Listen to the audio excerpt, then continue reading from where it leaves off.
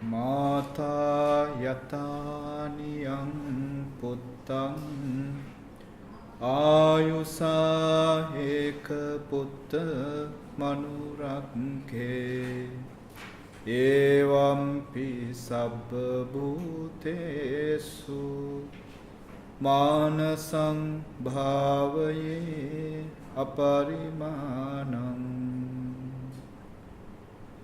Mother is biological.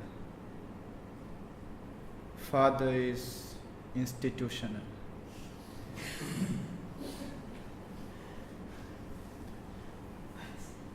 Mother is always biologically becomes. Father can be anyone.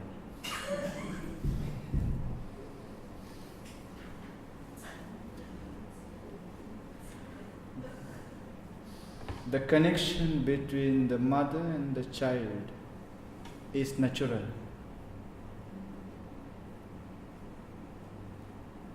And also strong, very strong.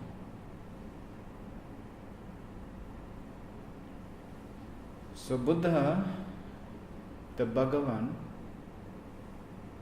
take the best example to indicate, to clarify the unconditional love.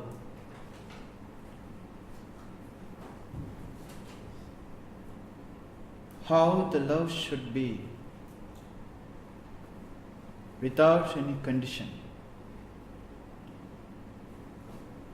The best example is the love of a mother towards her child. Mother has no conditions. Whatsoever the child becomes, whosoever the child becomes, whether he is going to be a murderer, whether he is going to become a king, a good person, bad person, without any exception, without any demand, the mother extends her love towards the child. This is the normal, this is the general understanding of the world. There can be exceptions. But normally, generally, the love between the mother and the child is unconditional. So Buddha, the Bhagavan, used this ultimate expression of love of a mother towards the child to show what kind of love an enlightened person has towards the world.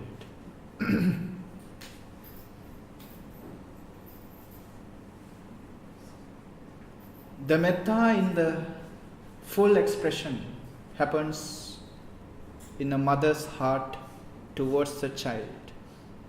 That's why the first line, Mata yata niyam puttam. Mata, the mother.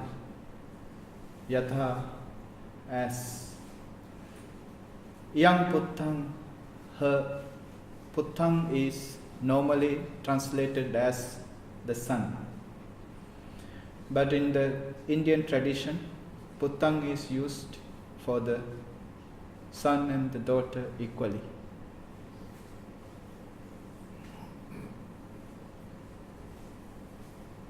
As the mother towards her child. Ayusa eka putta manurake. Ayusa, at the risk of her life, at the expense of her life. Ayusa, ekaputta manurakke. Her only child, ekaputta, her only child, anurakke, protects. As the mother protects her only child at the risk of her own life, such a expression of love, such an expression of compassion you cannot find anywhere. It is equal for human as well as non-human. Sometimes non-humans are much better than humans. If there is a danger happen to a group of monkeys, the monkeys, she-monkeys, mothers, do not wait to select their own children. Who is this child? Whose is this child? They do not wait. They grab a child and run away. When they come to a safety place, then they will change their children with the others. They just grab a child and go away. When one she-elephant gives birth to a baby elephant, all the she-elephants in the herd bears milk to feed that child. That love. Can you explain that love? Unconditional love, the real love is there. Not even their child, not even her child, but she bears milk to feed the baby elephant. Not even her child, but she just get a child and run away. And then only after the she-monkey find her own child. Everywhere on this earth, you can find this ultimate expression of love of a mother towards the child. It is really unconditional love. Without any condition, without any demand from a child, mother grants her love towards the child. So Buddha has selected. Buddha has used this example of the mother's love to show what kind of love that you have to develop. This metta is usually translated as the unconditional love or the unconditional friendliness.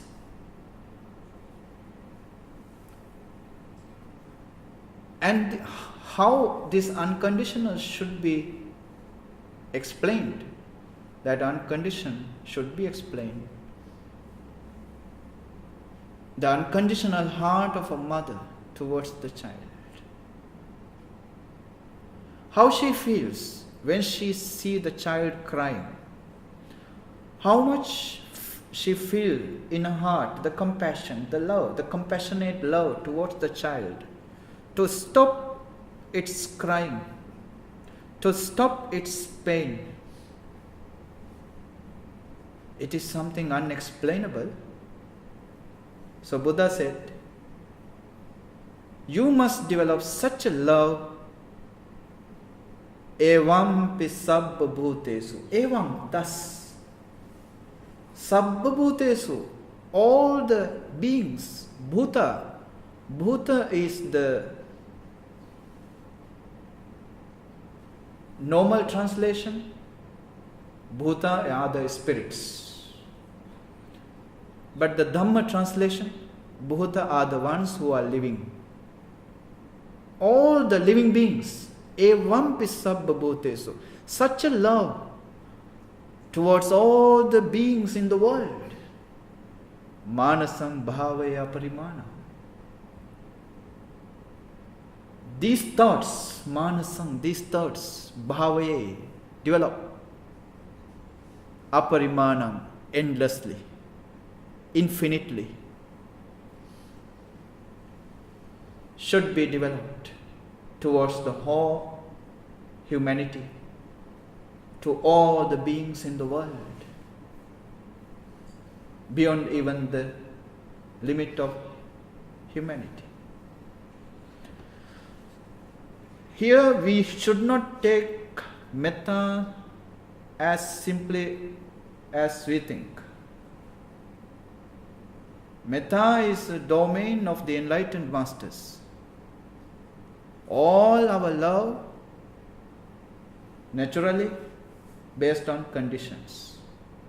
If you behave this way, if you believe this way, if you act this way, I like you. I give you my love. Our love has a demand.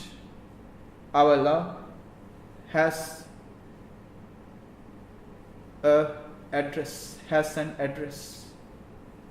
We cannot send our love without an address, without a demand, without a condition.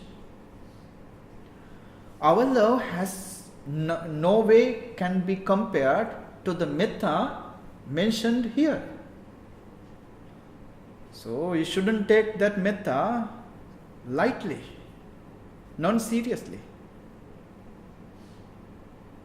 Such a love should be developed within your heart.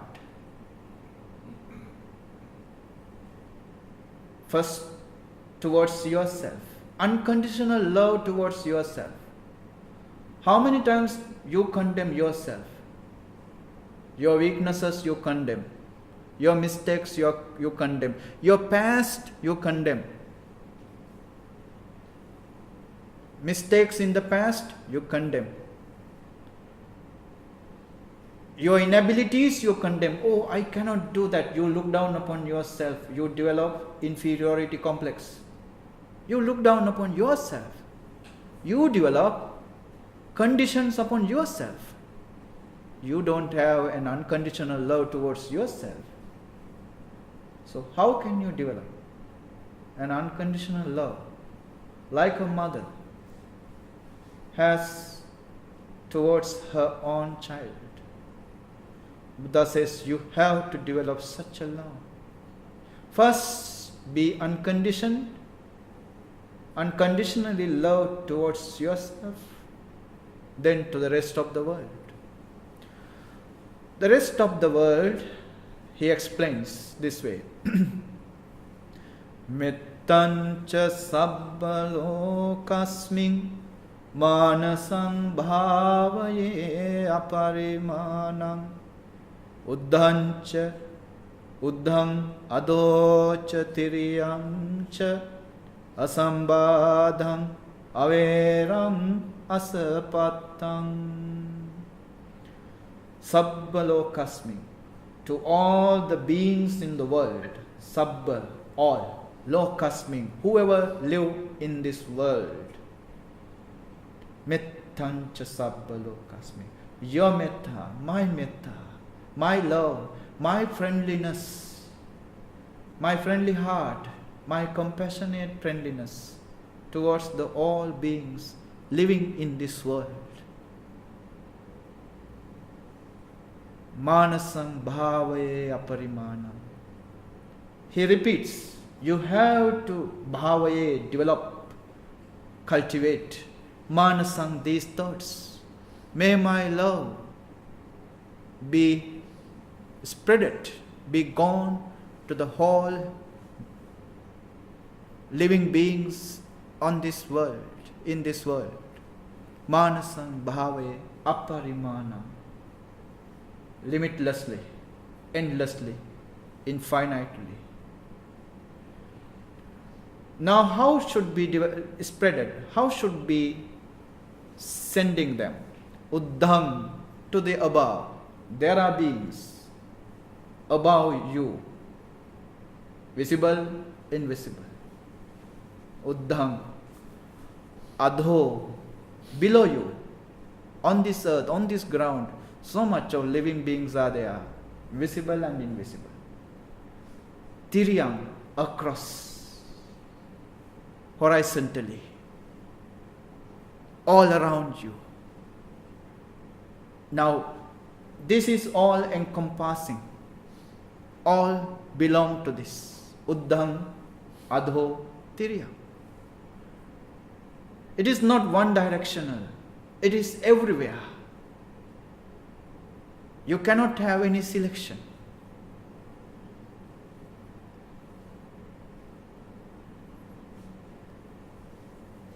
Asambādhaṃ, without any obstacle, like a laser beam, or without any obstacle, going through the obstacles, going through the barriers, asambādhaṃ, without any obstacles, like a laser beam. It is not just a torchlight which ends somewhere. No, it ends nowhere. Asambādhaṃ, without any obstacle, moving everywhere. Averam, not there is no an iota of vera, enmity,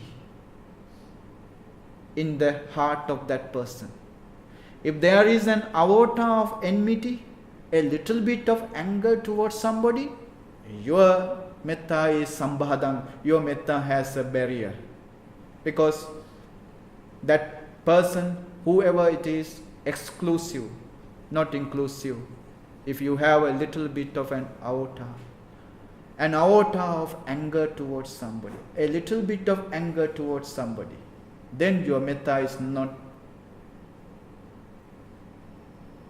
without barriers. Your metta to be barrierless, there shouldn't be any anger towards anybody. Now if somebody asks you, who is your enemy? If you can say, I am enemyless.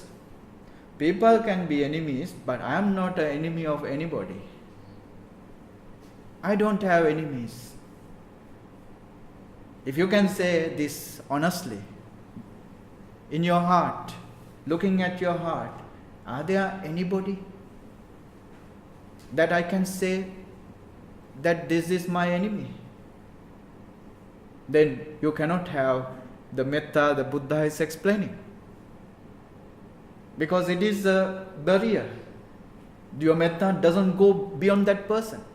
That person is the point that your metta is stopped there. One nun, she had a golden image, Buddha image. One day she wanted to make an offering to this golden Buddha. But she was scared. My offering can be gone to the other Buddhas also. I don't like that way. I want my offering just to go to my Buddha. So she got a kind of a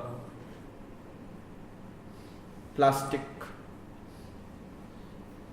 Sloan pipe, plastic pipe, and she lighted up the joysticks, put in the plastic pipe and directed to the Buddha. After few minutes, that golden Buddha became black.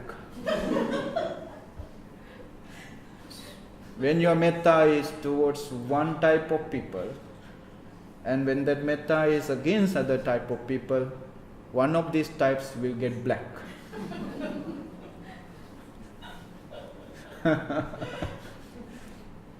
Metta shouldn't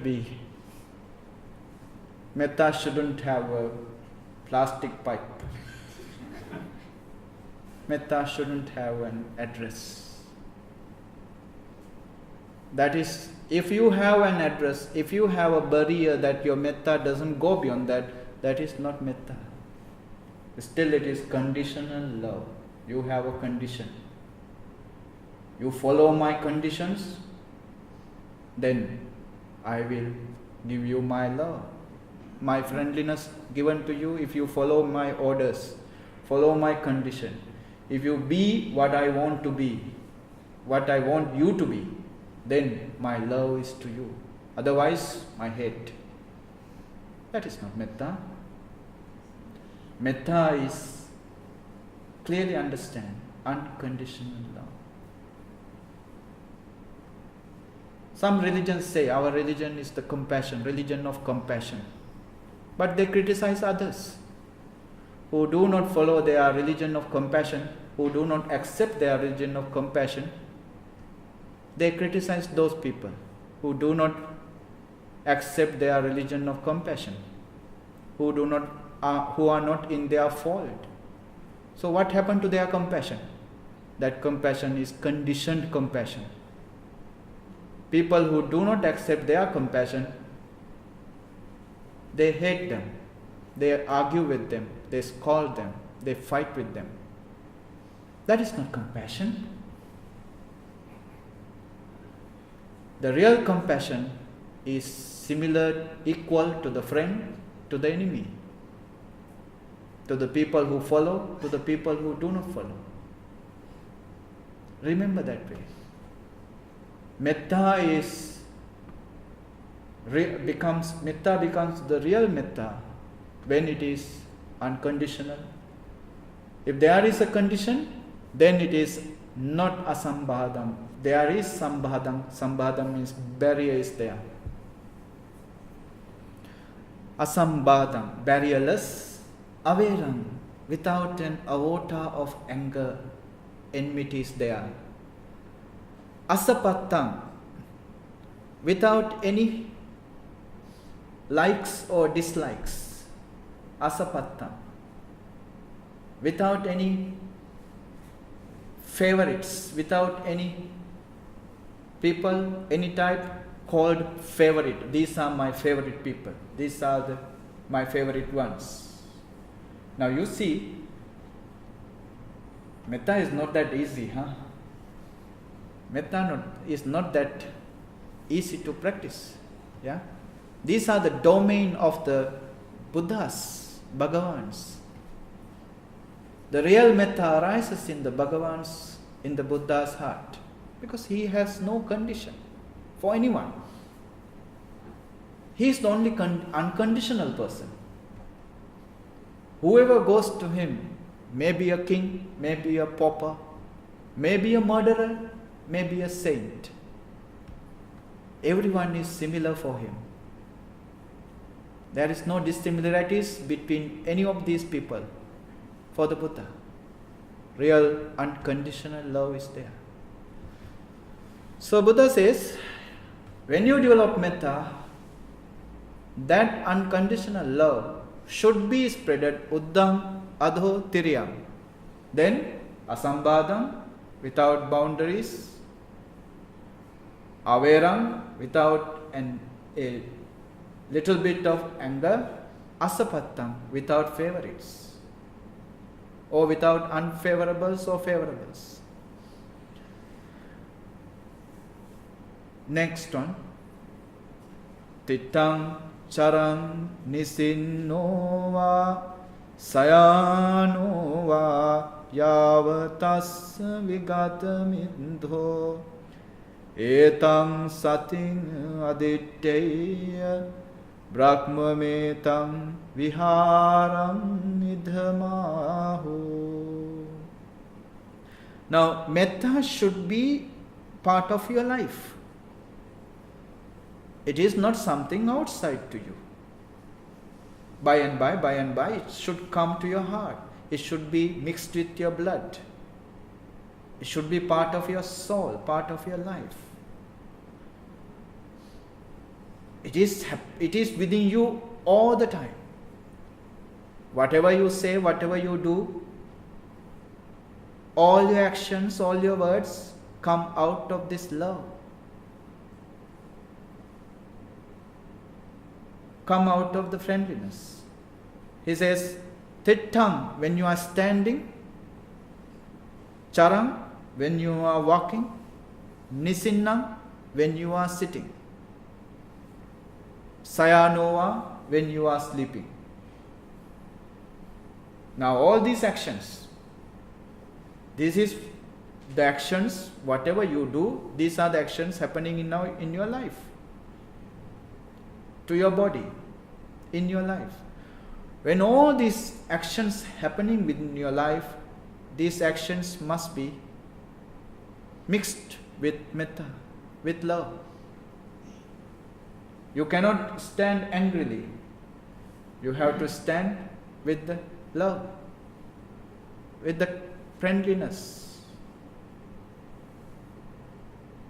Whatever action is happening, that action should be done with the metta. That means what? That means you do not adopt any more metta to you. The metta is already within you. The love is within you. So whatever action is happening, those actions are happening with love. Tittang charang nisinnova sayanova yava tassa vigata middho. Until you go to sleep. Yava vigata middho. Until you go to sleep. Throughout the day, all your activities should be mixed with the metta, with love. Now Buddha is saying to these monks who are in the forest trying to meditate. Why he says, now he is not talking about vipassana. He is not talking about other meditation. He just talk about the meditation of loving kindness, meditation of metta. Why? Metta can be the meditation for their nirvana. Because if your love is unconditional, that means you cannot maintain an ego within you. The ego and love cannot happen together. When you say I, that I is conditioned upon my, conditioned upon your things, conditioned upon minus. I is conditioned upon my. So if you want to maintain an I, that means you have to maintain a certain type of attitude. A certain type of attitude. This is good for my I to be developed, flourish. These things are bad for my I to flourish. My I can be destroyed by these things. So I should avoid these things. So if you have such a I, if you want to develop such a I within yourself, you cannot be equal to each and everyone. You cannot be unconditional. You have to be always conditioned. This is good for you, this is bad for you. Now Buddha says, develop this unconditioned within yourself, then you are no more into the developing of the ego, developing of the I. So with the unconditional love, you are little by little, destroying that ego. Destruction of the ego is what? Destruction of the tanha, destruction of minus, attachment. So metta can be the meditation for nibbana. This is why Buddha stressed upon developing this metta in such an unconditional way, because unconditional way means nothing other than destroying the attachment. Attachmentless. If you have an attachment to certain things, that means you are already fighting with some other things. You are against some other things. Unconditional love can be said in another way, attachmentless love. How difficult it is. how hard it is. It is attachment-less love. It is directing you to Nibbana. That is why in this sutra, Buddha is teaching the monks who are practicing in the forest to develop such a love, because that love will help them to destroy the ego. You cannot have the metta and the ego at the same time. It doesn't work that way.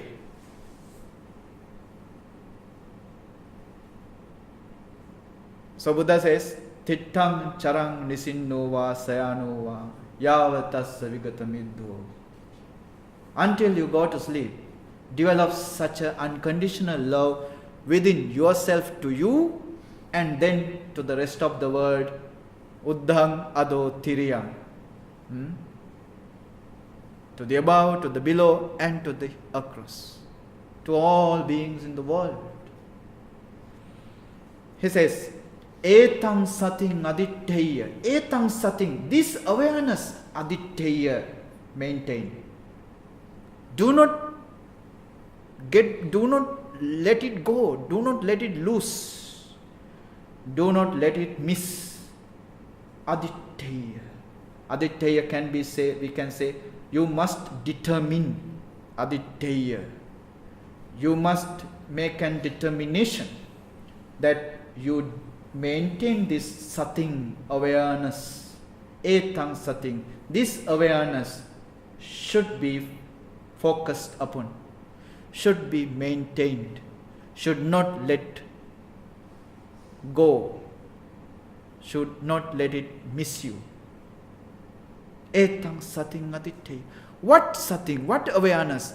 Awareness upon yourself, about your unconditional love, and about that same unconditional love which is to you, you spread to seen, unseen, everything around you. Etang sating aditteya. Brahma metang viharang idamahu. Idha, here. We say idamahu. We say here, this kind of life which you have unconditional love towards yourself and to the others, we say Brahma metang viharang. Etang Brahmang viharang. Brahma metang viharang. Etang Brahmang viharang. Etang this Brahmang viharang. Brahma vihara, noble life. The life of a Brahma. This we say the life of a Brahma. We know the Brahma Vihara, the 4 sublime states, 4 noble states, where the so-called Brahmas,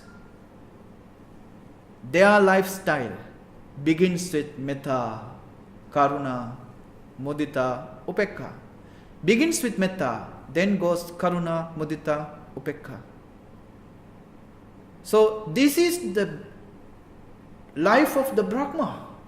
You are living because of this unconditional love you develop within yourself and to the others. But you have to etang sating aditteya. You have to maintain this awareness continuously, repeatedly, again and again, until it becomes part of your life. Until you and your metta becomes one and only. Until they come together. They become one. If your metta is something like the specs you are wearing, you can put it out sometimes and take it in sometimes. We do metta on Tuesday 15 minutes and forget about it within the rest of the days.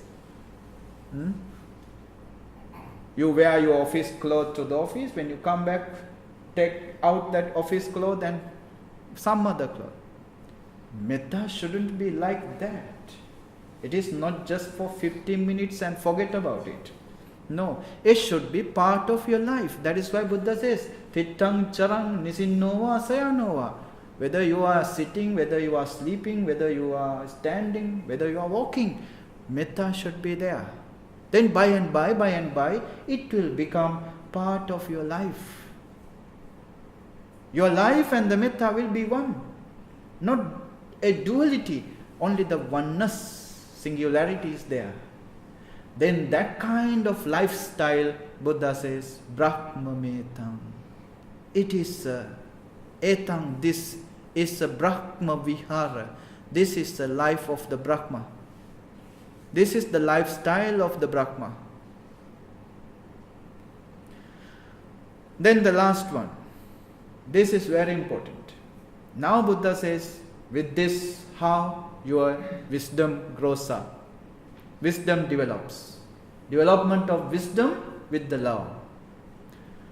Dittincha anupagamma sīla dassanena sampanno kāmesu vinaya gedham nahi jātu gabhaseyam punareti te.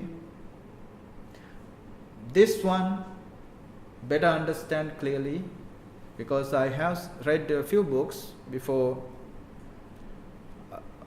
come to the talk to see to check what are they talking about. What do they talk about this verse, the last verse of this sutra? Yeah. Dittincha anupagamma sīla. Many of the books they explain in the traditional kind of way, which is very difficult to understand. So we try to understand in a simple way. Dittincha anupagamma. Ditti. What is ditti? Now we know in the 8th Noble Path, it begins Samādhi. Samādhi. Right view. Right? Ditti is the view. View means what? View means the way you look at, the way you observe, the way you comprehend. That is view. There are certain ways we comprehend. It is different to each and every human being. If I understand in one way, somebody else will understand in different way. That is the beauty of the world. If all the people understand in the same way, look at the same way, there is no beauty. It is just a monotonous, there is nothing beauty in it. Yeah? If two persons look at the rising of the sun or the setting of the sun, these two persons will see the setting of the sun, sunset, in a two different way. They will give two different examples. They will understand differently. That is the beauty. So each and every person has their own views. But Buddha says, Dittincha anupagamma, without getting into a view. Without getting into a view. That means we cannot maintain a same understanding of a thing continuously, repeatedly, in the same way. Do you get what I say? If we had an understanding yesterday of some person who behaved like a saint, that person behaves so nicely, he is so gentleman, very good, he is behaving so nice, like a saint. But by today, he might have changed a lot. He might have changed to a murderer. He might have changed to a criminal. If we put the same understanding towards that person today also, who are in trouble? Who is in trouble? We are in trouble. So Buddha says, our understanding shouldn't be based upon any permanent knowledge, any permanent view. Because things are changing all the time. We cannot maintain a particular view. In the world, when you are living with the people, this is very important. People are always changing. If you try to cope with anybody with the understanding you have years and years ago or past understanding, if you cope with that person tomorrow also the same way, you are in trouble. People change all the time. We have to be open-hearted. We have to be open-eyed. We have to observe with open eyes that these people can change anytime. This is the normal way. This is the normal understanding. How about the view given by others?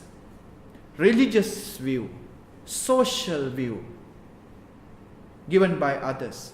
When we were kids, when we were children, when we came into this world, we came into this world with an ability of knowing, but we didn't have knowledge. But we could, or we had the ability to know things. That is how we came into this world. We came into this world being a receptive to the world. So the world could give us knowledge.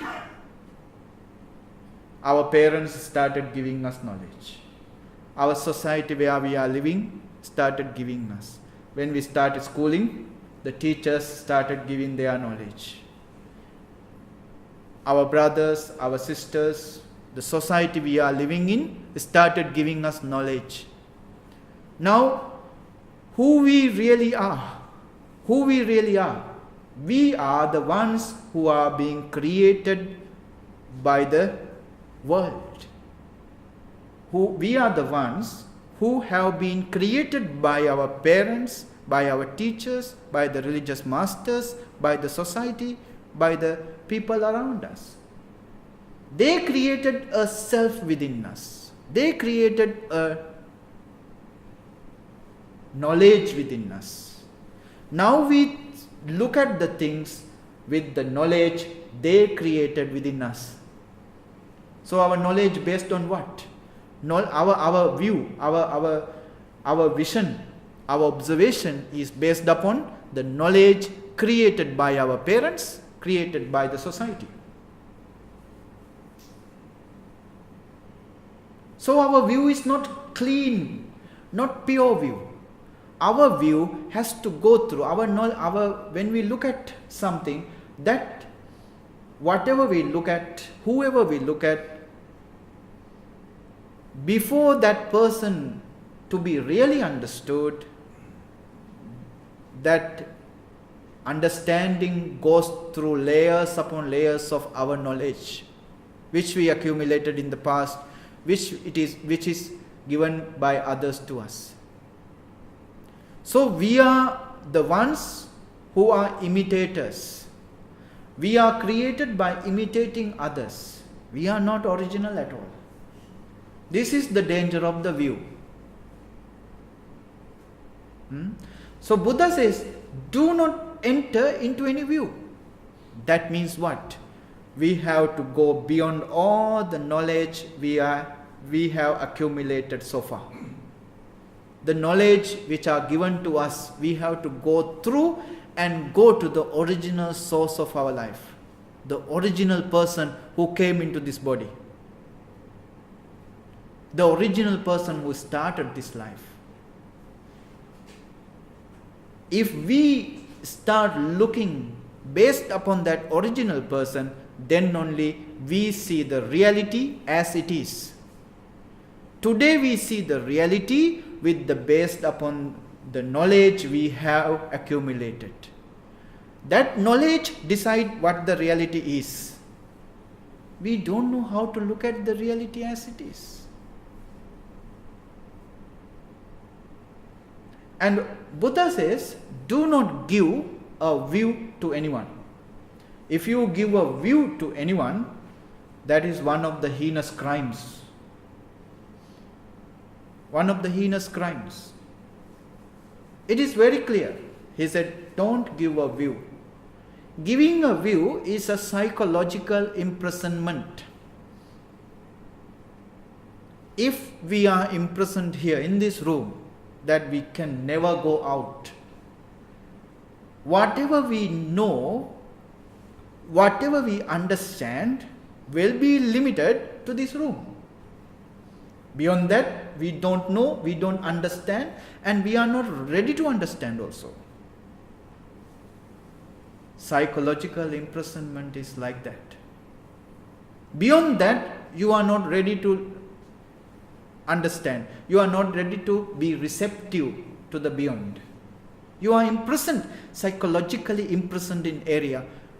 Are those religions, many religions in the world, aren't they doing this?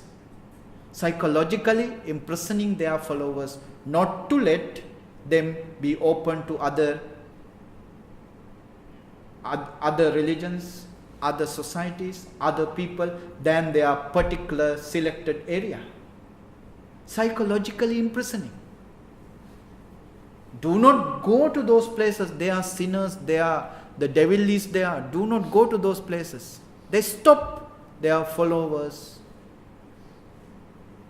being open-minded towards other understandings. Psychologically imprisoning. So dittincha anupagamma means without being imprisoned into any psychological ideas, knowledge, you must be open-minded.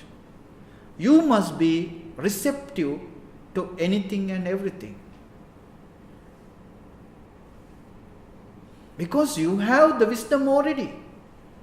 Today you don't know how to use that wisdom. Today you know how to use your knowledge. Whatever you observe, you give the color of the past to the present. You give color of your past, of your knowledge of the past to the present, and understand the present based upon the past knowledge. So it is not the real understanding. To have the real understanding, you have to go beyond that knowledge and go to the wisdom, the original state, the knowing state, the state of a child, the knowing state. Go back there and understand the truth as it is. So dittincha anupagamma, without based upon any view. Sīla, the person who is tamed, who is not hyper, who is in control. Sīla is a person in control of his senses. Sīla, dasanena sampanno, the person who has the capability of observing. Dasanena sampanno means the one who possesses, one who has the dasanena, capability of observing. Dasana is observing. How to observe? Observe with the awareness. Observe with the meditation. When you observe with the awareness, not observing with the knowledge, dittincha anupagamma, now knowledge is not relevant. Observe with the awareness. What it is in the present moment. How it is in the present moment. You cannot understand it being based upon your past knowledge. Because it is original, it is new, completely new. In this life, nothing given us anything old. Whatever give to you in this life, all the things are given to you are brand new.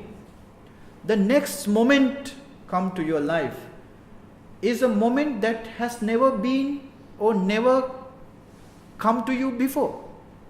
It is a brand new moment. If you try to understand that next moment with the old knowledge, you are not living in the present moment. You are living in the past. You are giving the same color, the old rotten color, to the brand new things. You don't know the art of living. That's what Buddha tried to explain with this. Yeah? Dasanena sampanno. So start observing with the awareness, moment to moment, moment to moment. Dasanena sampanno. Start with observe with awareness. Start this. Observing moment to moment. Kāmesu vinayya gedham. That person, kāmesu. Now, you will find kāmesu in two places. In the 5 precepts, you find kāmesu micchācara veramani. Abstain from sexual misconduct. Right? But here also you find kāmesu. But it is not about the sexual misconduct. It is all about sensual. Kāmesu. On the sensual pleasures. Kāmesu. On the sensual pleasures. Gedham, attachment. Vinaya, given up.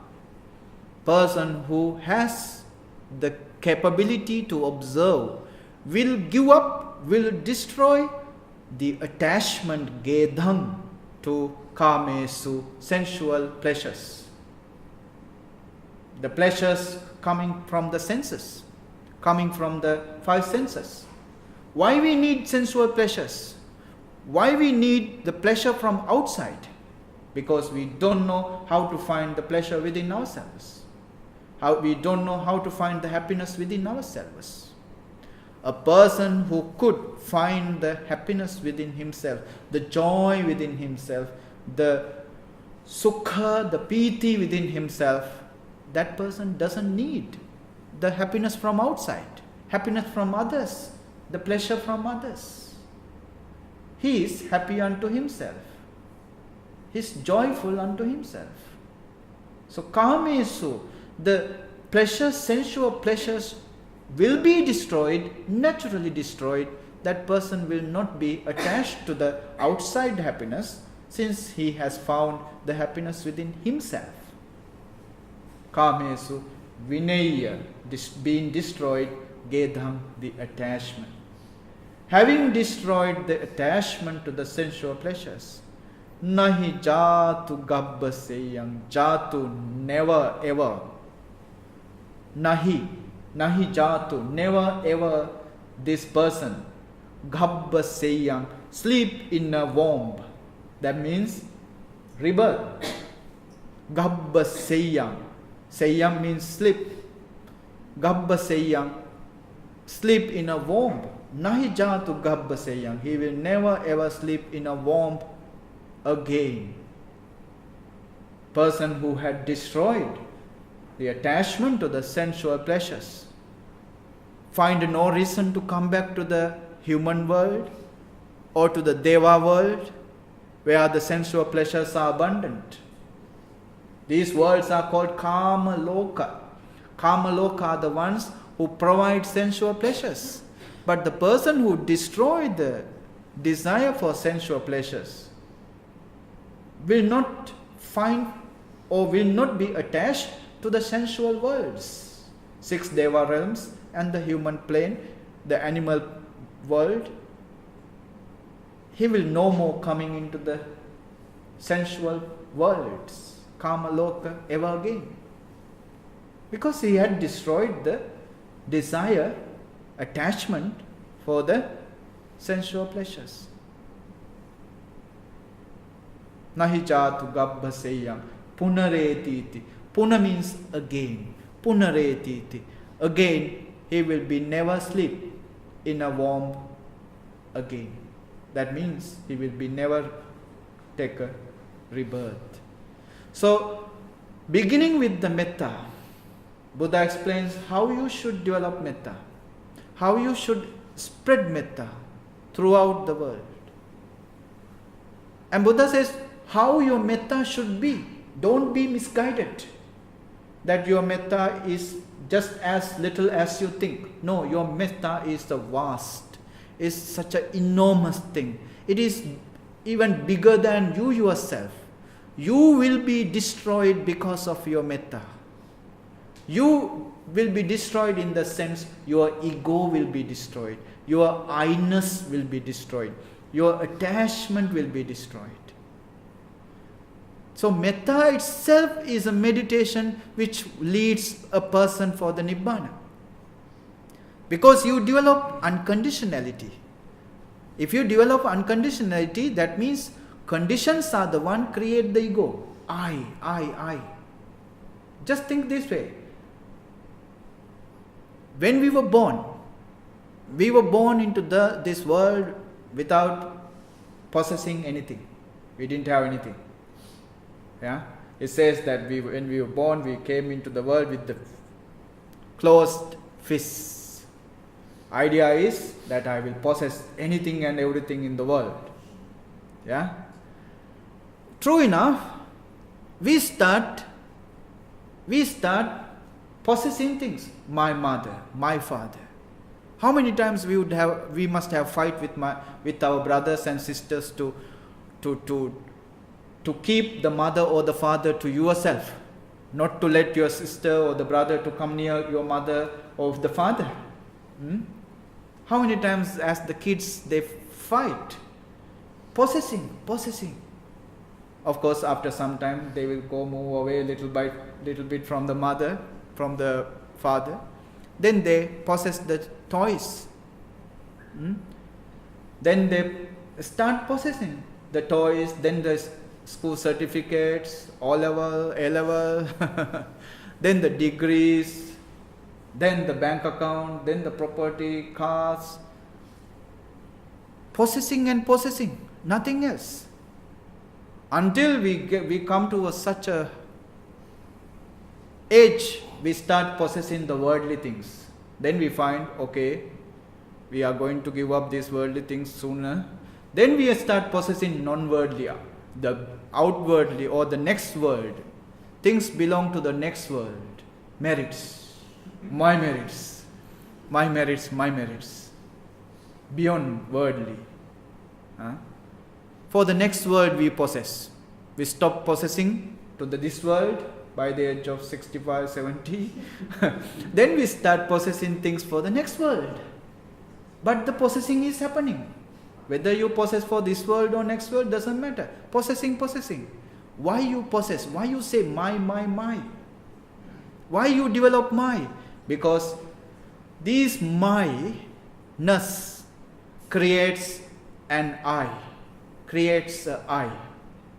What would happen to your possessions? Your properties gone, education gone, social status gone, money gone. What would happen to you? Your I also started being destroyed. Your ego cannot maintain. I cannot maintain. I can be maintained only when there are possessions with you. That is why the death is the most fearful event for our life. With the death, all the things we called my started missing. Your ego will start missing with that. Your ego will start losing because all the things you called my started losing. The fear of the death is nothing but fear of losing.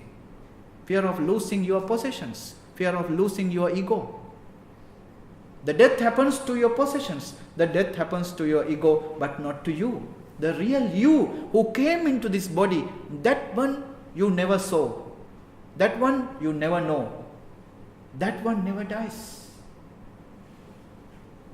So the Buddha says, one type of meditation is this unconditional love. Compassionate love. That you cannot maintain an ego. Because you within yourself, you start becoming friendly to you, becoming loving to you unconditionally. That same love you will be spreading throughout unconditionally. Now you are reversing back. Before everything is conditioned to justify your ego or to flourish your ego. Now the reverse, the other way around. You are developing unconditioned attitude towards everything. You are not trying to possess. You are not trying to maintain them as you like. You just like them as they are. not trying to change as you wish, but being friendly to them as they are. Such a mentality, development of such a manasang bhavaye, development of such a mentality is called metta by Buddha.